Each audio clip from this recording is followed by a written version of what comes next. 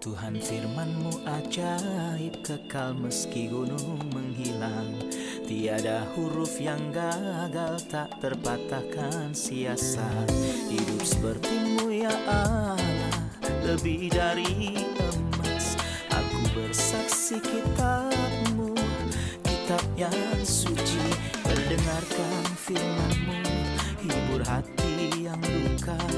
Terangilah langkahku kemanapun ku pergi. Biarkanlah firman-Mu berkuasa atasku. Ubahkanku, bebaskanku, ku mau menyenangkan-Mu. Tuhan firman-Mu ajaib, kekal meski gunung menghilang. Ubah dan bebaskan aku, mau menyenangkan-Mu.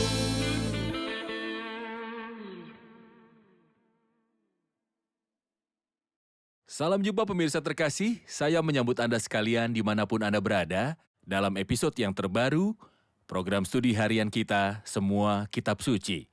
Senang bisa berjumpa dengan Anda hari ini saat kami membuka firman Allah yang hidup, yang sangat aktif, dan lebih tajam dari pedang bermata dua.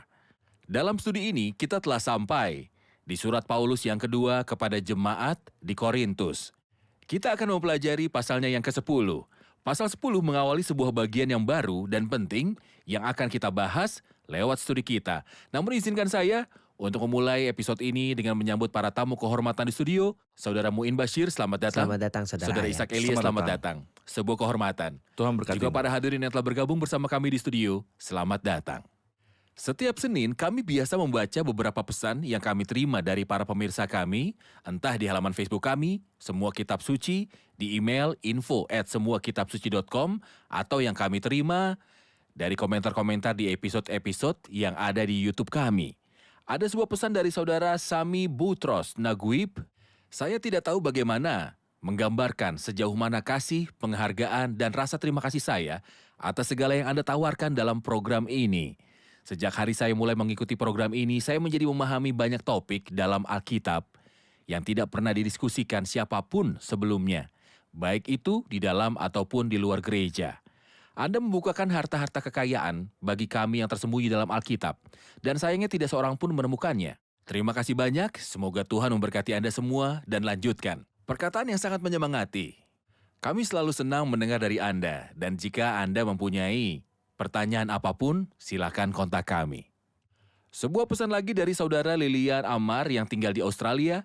Saya seorang penggemar program Anda. Saya dan suami pindah dari Lebanon 13 tahun lalu dan sejak itu kami tidak bisa menemukan gereja Arab yang bisa mengajarkan Alkitab. Tetapi puji Tuhan kami bisa mempelajari Alkitab setiap hari lewat Semua Kitab Suci. Program dengan penafsiran-penafsiran yang meyakinkan dan sangat-sangat rinci. Tuhan memberkati Anda para hamba Tuhan dan lanjutkan. Terima kasih untuk perkataan semangat Anda. Dan kami berdoa Allah mau menggunakan Alkitab sebagai sebuah berkat sejati bagi Anda dan keluarga. Saudara Muin, kita sudah sampai di pasal 10. Bisakah memberikan kami sebuah ide tentang topik utama pasal 10?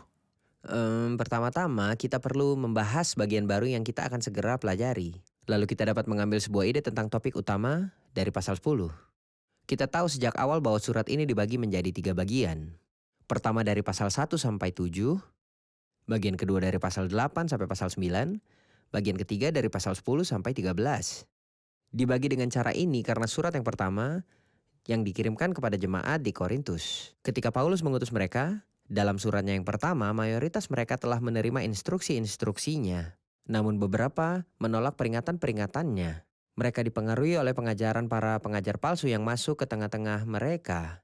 Bagian pertama adalah untuk mayoritas yang telah menerima pengajaran-pengajarannya dalam suratnya yang pertama. Paulus menulis tentang pelayanan yang sejati meski memiliki kepedihan-kepedihan, namun akan diakhiri dengan kemuliaan. Ini adalah bagian yang pertama. Bagian kedua, Paulus menunjukkan kepada kita kasih sayang dan kasih serta karunia dalam memberi, serta bagaimana orang-orang percaya sejati akan menunjukkan kasih mereka dalam pemberian mereka. Bagian ketiga yang sebenarnya sebuah bagian yang spesial, sampai-sampai beberapa kritikus menganggapnya surat yang ketiga karena gayanya berbeda. Itu yang dipikirkan beberapa kritikus. Namun Paulus berbicara dan menunjukkan suratnya kepada minoritas yang menolak suratnya yang pertama. Ia membela otoritas kerasulannya, namun yang menakjubkan dalam pasal yang ke-10 adalah cara Paulus memulai suratnya ketika ia sedang berniat untuk menyerang pengajar-pengajar palsu. Awal yang sangat luar biasa itu datang dari hati seorang gembala yang baik seperti Paulus. Aku, Paulus, memperingatkan kamu demi Kristus yang lemah lembut dan ramah, ketika Tuhan dijadikan satu standar sebagai contoh yang luar biasa di depan mata, terlepas dari segala situasi-situasinya. Itu pasti akan memiliki sebuah pengaruh yang sangat besar pada para pembaca dan pendengar. Oke, baik. Saya akan membaca beberapa ayat dalam pasal 10, kemudian kembali untuk bertanya.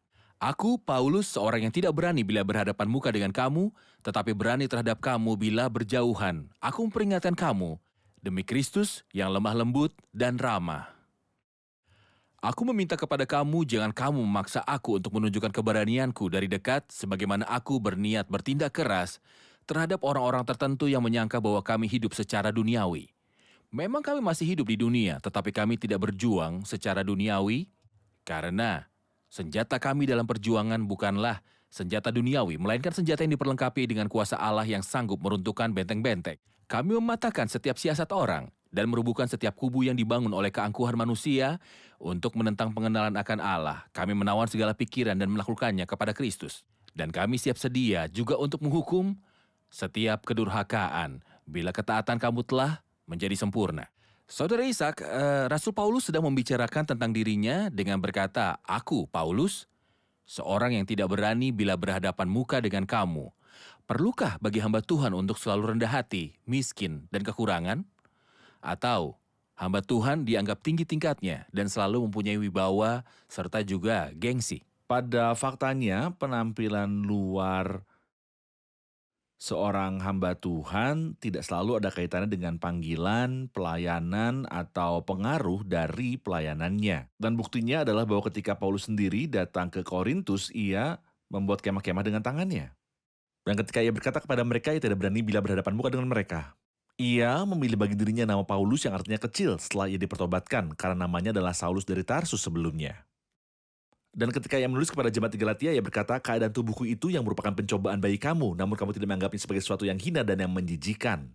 Mungkin itu adalah hal yang nyata. Kita tidak tahu apa itu, tetapi jelas bahwa penampilan umumnya bukanlah penampilan sempurna dari hamba Tuhan bergengsi seperti dalam pikiran manusia. Yang berkata bahwa penampilan luar tentu saja mencerminkan keberhasilan hamba Tuhan, kelayakannya, keunikan, dan keunggulan. Siapa yang mengatakan itu? Rasul Paulus sendiri berhasil dan besar. Namun dari cara Paulus membela otoritas kerasulannya, kita dapat menyimpulkan bahwa pengajar-pengajar palsu adalah penghasut kepercayaan itu. Di manakah gengsinya? Di manakah penampilan membuktikan bahwa ia seorang rasul? Ia hanyalah seorang yang datang untuk bekerja sebagai seorang pembuat kemah. Ia adalah seorang pria kecil yang punya sebuah duri dalam daging. Ia bukan misalnya seorang manusia yang fasih lidah. Ia berkata kepada mereka, baik perkataanku maupun pemberitaanku tidak kusampaikan dengan kata-kata hikmat yang meyakinkan. Mengetahui bahwa Paulus tentunya adalah seorang filsuf. Tetapi ia bersandar pada kuasa Roh Kudus. Kuasa Roh Kudus tidak bekerja dalam manusia alami. Apa maksudnya manusia alami? Manusia yang alami jauh dari Tuhan. Misalnya ia suka Yang belum berubah. yang belum dan berubah, belum menerima tidak Kristus. menerima Kristus. Ia menyukai penampilan yang sempurna, fasih lidah, pakaian yang keren, dan panggung yang mewah. Kami tidak berkata bahwa hal ini pasti dosa, tetapi semua itu tidak mempunyai kuasa rohani di belakangnya. Semua itu mungkin menghilang. Namun kuasa rohani tetap ada dan itu cukup. Inilah yang membuat hamba Tuhan dan pelayanannya berhasil. Omong-omong, apa arti kata hamba?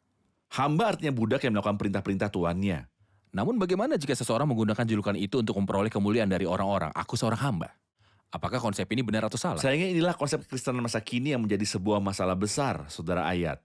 Yesus adalah orang yang sederhana dan ia hidup di antara orang yang rendah hati. Juga para rasulnya adalah orang-orang sederhana.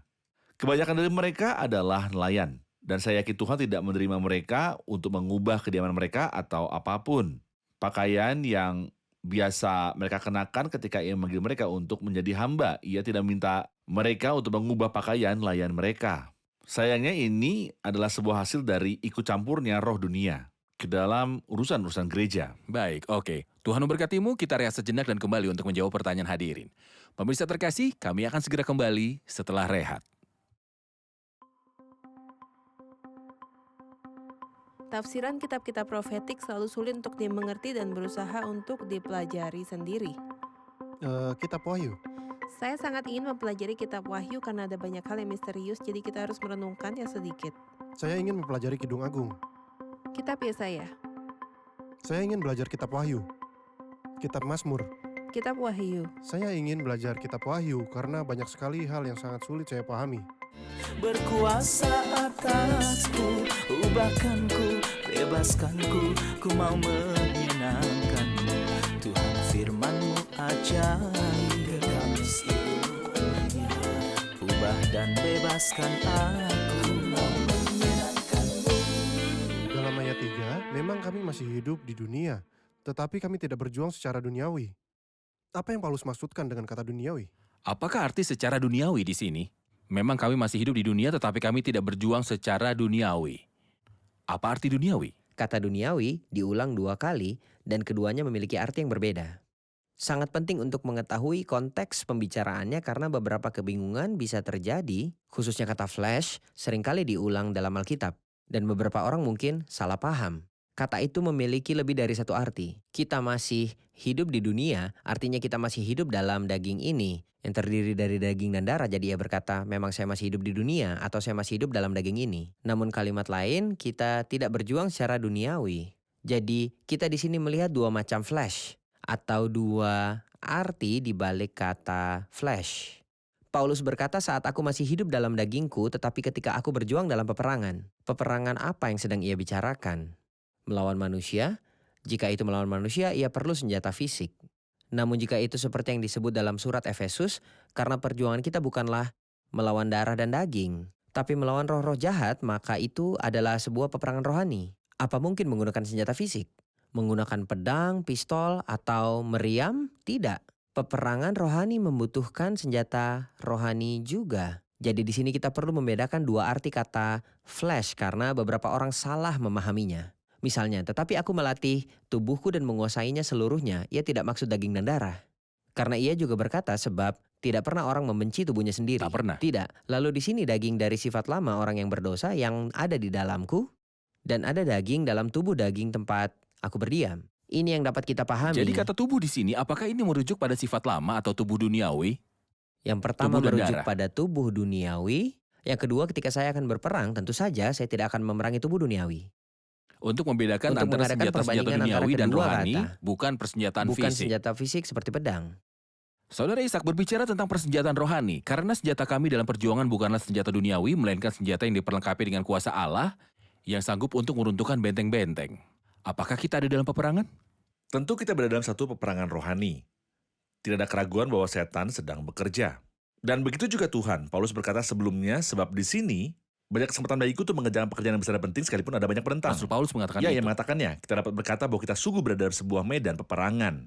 Namun seperti Alkitab katakan dalam surat Paulus kepada jemaat Efesus pasal 6 bahwa karena perjuangan kita bukanlah melawan darah dan daging, tetapi melawan pemerintah-pemerintah, melawan penguasa-penguasa, melawan penghulu-penghulu dunia yang gelap ini, melawan roh-roh jahat di udara. Jadi tentu saja pernyataan tidak ada kaitannya dengan daging ataupun akan ada hubungannya dengan bumi, melainkan semua itu persenjataan rohani. Itulah sebabnya di Efesus pasal 6 ia berbicara tentang selengkap senjata Allah terdiri dari, sebut saja misalnya firman Allah. Tentu saja itu adalah senjata yang kita pakai untuk berperang. Dengan pedang roh, yaitu firman Allah, kita mencapai kemenangan-kemenangan ketika kita bersandar pada firman Allah dan ketika kita memperkatakan firman Allah yang memiliki otoritas atas hati. Itu akan mengalahkan para pengajar palsu dan menyangkal ajaran-ajaran palsu mereka. Hal lainnya ketika kita bersandar pada kuasa Roh Kudus, bukan pada kefasihan berbicara ataupun penampilan, tetapi pada kuasa dan kekuatan Roh Kudus, dan Roh Kudus bekerja, hidup orang-orang benar-benar berubah. Dan inilah bukti terbesar dari keabsahan ajaran-ajaran kita, sehingga ada sebuah perubahan nyata dalam perilaku. Ada orang-orang yang kembali kepada Allah dari kenajisan sampai kekudusan dan dari kegelapan sampai terang. Juga kita dapat berkata doa adalah satu persenjataan rohani yang terpenting. Saudara Muin, kita masih berbicara tentang peperangan. Itu adalah sebuah peperangan rohani, bukan peperangan duniawi dengan manusia sebagai musuh. Juga kita tahu bahwa persenjataannya adalah persenjataan rohani dan firman Allah adalah pedang roh. Berdoa juga sebagai sebuah senjata, namun ayat 5 kami mematahkan setiap siasat orang dan merubuhkan setiap kubu yang dibangun oleh keangkuhan manusia untuk menentang pengenalan akan Allah. Kami menawan segala pikiran dan menaklukkannya kepada Kristus. Sebagai hasil dari peperangan ini, ia menyebut beberapa kemenangan. Mohon jelaskan. Pertama-tama ia beri kita deskripsi tentang musuh. Mereka itu tidak mudah. Mereka kuat dan angkuh. Namun tidak berarti bahwa kita tidak akan mampu mengalahkan mereka. Tidak, kita punya kemenangan dan itu kemenangan yang besar. Lebih dari pemenang oleh Dia yang mengasihi kita. Dalam pelayanan, ada hal-hal yang perlu dihancurkan. Dan banyak juga yang perlu untuk dibangun. Di sini orang percaya atau hamba Tuhan khususnya oleh Roh Kudus dapat mengenali antara apa yang perlu dihancurkan yang tidak dapat dibiarkan dan mana yang perlu untuk dibangun. Paulus berkata, merubuhkan setiap kubu. Apakah kubu-kubu itu? Mematahkan siasat, pikiran-pikiran yang diciptakan dalam hati musuh-musuh yang jahat. Sampai-sampai segala keyakinan mereka dapat menuntun mereka pada peninggian diri dan juga kesombongan.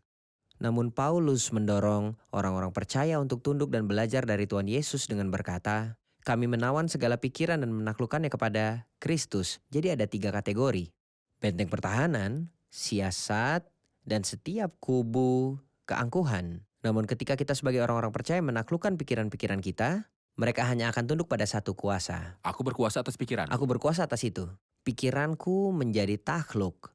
Takluk pada apa sebenarnya? Ia berkata kami menawan segala pikiran dan menaklukkannya kepada Kristus. Ketaatan kepada Tuhan dan ketaatan kepada firman-Nya. Pikiran saya harus tunduk kepada Kristus. Bagus Inilah sekali. bagaimana saya bisa menghancurkan kepercayaan-kepercayaan yang salah dalam pikiran beberapa orang percaya sebagai satu hasil pengajaran nabi palsu. Baik, kita rehat sejenak dan kembali untuk menjawab pertanyaan hadirin.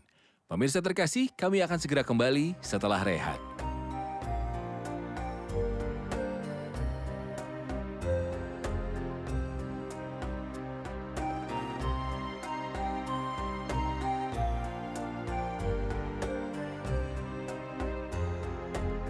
Kami ingin tahu penilaian Rasul Paulus tentang orang-orang yang memandang diri mereka sendiri jauh lebih baik daripada memandang orang lain. Apakah penilaian Paulus tentang mereka yang memandang diri mereka sendiri jauh lebih baik daripada orang-orang lain? Apa yang Alkitab katakan? Kita Benar. tidak akan kembali kepada keputusan agama, orang, atau apapun. Karena inilah Alkitab, inilah firman Tuhan. Ia berkata dalam ayat 7, apakah Anda memandang hal untuk penampilan luarnya? Itu berarti Anda hanya memandang pada penampilan. Jika seorang yakin akan dirinya bahwa ia adalah milik Kristus, maka kita juga milik Kristus. Sesudah itu, ia berkata dalam ayat 12, memang kami tidak berani menggolongkan diri kepada atau membandingkan diri dengan orang-orang tertentu yang muji diri sendiri. Kita tidak berani mendapatkan diri kita dengan orang yang muji diri mereka sendiri. Kita tidak punya hubungan apa-apa dengan mereka, atau membandingkan diri kita dengan mereka. Tapi mereka, apakah problem mereka? Pertama, mereka mengukur diri sendiri dengan diri sendiri. Bayangkan, bahwa saya membandingkan diri dengan diri sendiri sehingga saya berkata, saya baik. Karena saya membaca Alkitab di pagi hari dan juga berdoa selama 5 menit. Jadi itu baik. Tentu saya akan mendapat diri saya sangat baik pastinya saat saya mengukur diri sendiri dengan diri sendiri. Anda mendapati Saya diri akan kamu mendapatkan sangat diri baik. saya sangat baik. Satu, Juga nomor 2, membandingkan dirinya dengan diri mereka sendiri. Yang berarti ketika saya berkata, saya lebih baik daripada saudara yang lain dalam jemaat kami, atau saya lebih baik daripada saudara Anu dan Anu. Walau saya mungkin tidak mengatakan dengan mulut, tetapi inilah yang saya pikirkan, karena problem utama di seluruh masalah, saudara, Ada dalam ayat pikiran. ada dalam pikiran kita. Sehingga ketika ia berkata dalam bagian sebelumnya, kami menawan segala pikiran dan menaklukkannya kepada Kristus. Alkitab berkata, tentang setan sebab kita tahu apa maksudnya. Alkitab berkata, hendaklah kamu menaruh pikiran yang terdapat juga dalam Kristus Yesus. Juga Ibrani 12 dikatakan dengan mata yang tertuju kepada Yesus yang memimpin kita dalam iman dan yang membawa iman kita pada kesempurnaan. Dan pikirkanlah, medan peperangan rohani yang kita tahu adalah dalam pikiran. dalam pikiran. Jadi jika saya mencapai kemenangan dalam pikiran, maka saya mencapai kemenangan dalam seluruh kehidupan rohani saya. Namun jika saya kehilangan peperangan dalam pikiran, maka saya kehilangan segalanya. Benar. Itu sebabnya orang-orang itu berpikir mereka sangat baik karena mereka mengukur diri mereka dengan mereka sendiri atau orang-orang lain. Iya, benar. Ada komentar?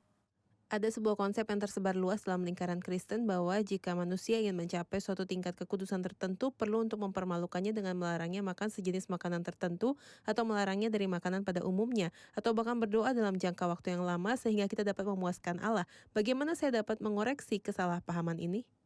Saudara Muin, ketika Paulus berkata, aku melatih tubuhku dan menguasainya sepenuhnya. Apakah ini berarti bahwa ia biasa mempermalukan, menaklukkan, dan membuat tubuhnya kekurangan gizi? Jadi, ia dapat melawan hawa nafsu. Atau ada arti lain? Saya hanya ingin menambahkan satu ayat di Galatia. Ia berkata, barang siapa menjadi milik Kristus Yesus, ia telah menyalibkan daging. Jadi haruskah saya menyalibkan tubuh duniawi saya dan berkata, ini aku, Alkitab memerintahkanku untuk melakukannya? Itu bukan yang dimaksud dengan daging. Saya harus menghormatinya. Ketika sakit, saya harus mengobatinya. Saat lapar, saya berikan makan, dan saat haus, saya berikan minum dan menghangatkannya ketika dingin. Sehingga saya dapat memakai tubuh dan darah saya untuk melayani Kristus. Lalu apa maksudnya tubuh? Jadi itu artinya satu kejahatan, sifat dosa lama Dosa yang tinggal di dalam diriku. yang tinggal di dalamku, itu masih tinggal dalam orang percaya. Ini yang harus saya disiplinkan dan kuasai. Tidak pernah boleh saya puaskan keinginannya. Mencegahnya dari apa yang diinginkannya, menyangkalnya dari hal-hal yang memeliharanya, dan memberinya hukuman mati di atas kayu salib. Ini yang dimaksud dengan tubuh, bukan tubuh secara harafiah, seperti dipikir oleh beberapa orang. Oke. Nader? Apa maksud Paulus saat ia berkata, dan kami siap sedia juga untuk menghukum setiap kedurhakaan? Dan kami siap sedia juga untuk menghukum setiap kedurhakaan. Lengkapilah ayatnya. Apakah ini panggilan untuk peperangan bersenjata? Sama sekali tidak. Senjata peperangan Mengapa kita bukan tidak? senjata dunia. Karena inilah yang kita katakan sebelumnya dan sudah menyetujui.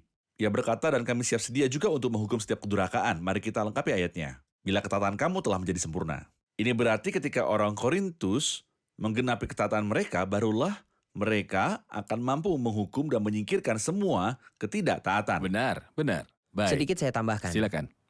Di sini Paulus berkata, kami siap sedia juga untuk menghukum, walau di tempat lain ia berkata, jangan kamu sendiri menuntut pembalasan. Kedua ayat ini tidak saling bertentangan, namun Paulus menggunakan otoritas kerasulannya dan berkata bahwa ia siap menghukum.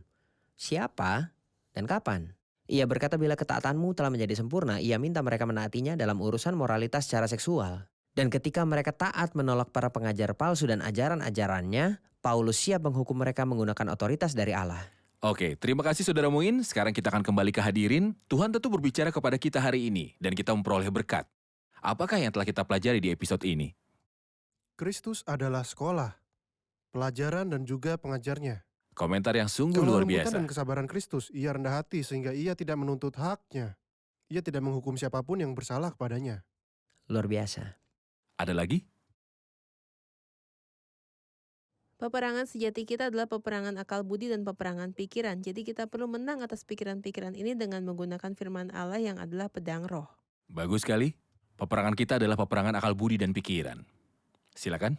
Dan mendisiplin tubuh tidak berarti mempermalukan tubuh duniawi yang adalah daging dan darah, melainkan mengalahkan keinginan-keinginan jahat karena dosa yang tinggal di dalam kita, sehingga kita tidak bisa memuaskan keinginannya. Lalu apa yang harus kulakukan dengan tubuh Saya duniawiku? harus merawatnya, menuntunnya, dan membesarkannya seperti yang dikatakan di dalam Alkitab. Baik. Satu komentar terakhir. Ada banyak kepercayaan di sekeliling kita yang bertentangan dengan pengenalan akan Allah, dan kita dapat melihat semua itu dalam jumlah yang banyak pada hari-hari ini. Tidak ada yang dapat melindungi kita dari semua hal tersebut. Baik. Terima kasih, Tuhan memberkati. Terima kasih para hamba Tuhan. Kita akan Terima lanjutkan kasih. diskusi di episode selanjutnya. Pemirsa terkasih, Rasul Paulus memberi kita sebuah gagasan Alkitabiah tentang hamba Tuhan. Sekalipun ia di dalam rupa budak, namun hamba ini dihormati oleh Tuhan. Yang menjadi masalah bukanlah rupanya, tetapi apa yang ia katakan. Dengan roh manakah ia berbicara? Apakah motif-motifnya dalam pelayanan? Siapa yang ia layani dan siapa yang memberinya teladan? Dan hasilnya tidaklah dari hamba Tuhan, melainkan dari firman Tuhan yang berkuasa dan hidup, yang lebih tajam daripada pedang bermata dua, manapun. Jadi tolong jangan menunjukkan matamu kepada manusia, dan menggolongkan para hamba Tuhan sebagai bintang. Si A dan B dan para pengikut dan para penggemarnya. Namun lihatlah siapa yang berbicara sebagai pemberita firman. Allah yang memakai firman-firman ini seakan-akan semua dikirim dari Allah. Dan ingatlah bahwa peperangan yang kita bicarakan hari ini adalah peperangan dalam pikiran. Dan pemikiran-pemikiran yang iblis lemparkan ke dalam pikiran kita dapat membawa kita sejauh mungkin dari rencana dan kehendak Allah. Datang kembali dan menawan setiap pikiran kepada ketaatan terhadap Kristus, meruntuhkan argumentasi-argumentasi. Nyatakan kemenanganmu di dalam Kristus ketika ketaatanmu digenapi, dipimpin oleh Roh dan menuruti otoritas firman. Saya mendorong Anda untuk berjalan setiap hari dalam parade kemenangan. Dan jangan menyerah pada pikiran-pikiran buruk yang iblis taruh di dalam pikiranmu. Saya akan menjumpai Anda kembali di episode selanjutnya. Tuhan besertamu.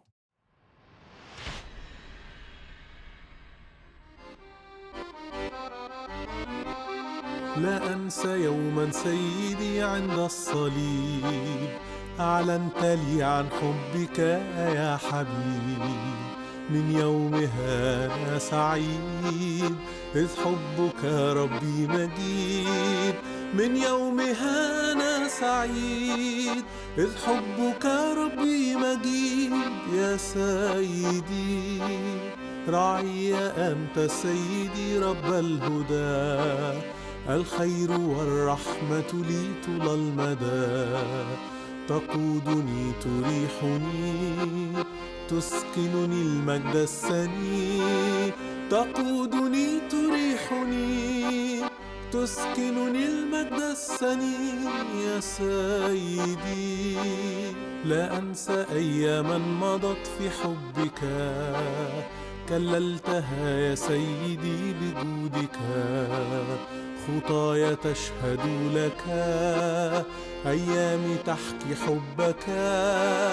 خطايا تشهد لك، أيامي تحكي حبك يا سيدي.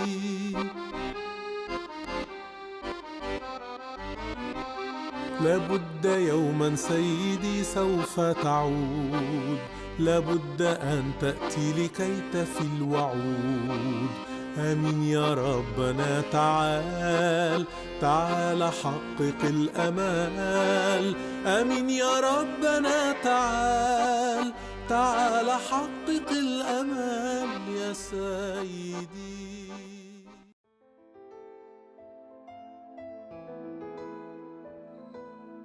Tuhan firman-Mu ajaib, kekal meski gunung menghilang. Tiada huruf yang gagal, tak terpatahkan siasat. Hidup seperti-Mu ya Allah, lebih dari emas. Aku bersaksi kitab-Mu, kitab yang suci. Terdengarkan firman-Mu, hibur hati yang luka. Terangilah langkahku kemanapun ku pergi. Biarkanlah firman-Mu berkuasa atasku. Ubahkanku, bebaskanku, ku mau menyenangkan-Mu. Tuhan firman-Mu ajaib, ubah dan bebaskan aku.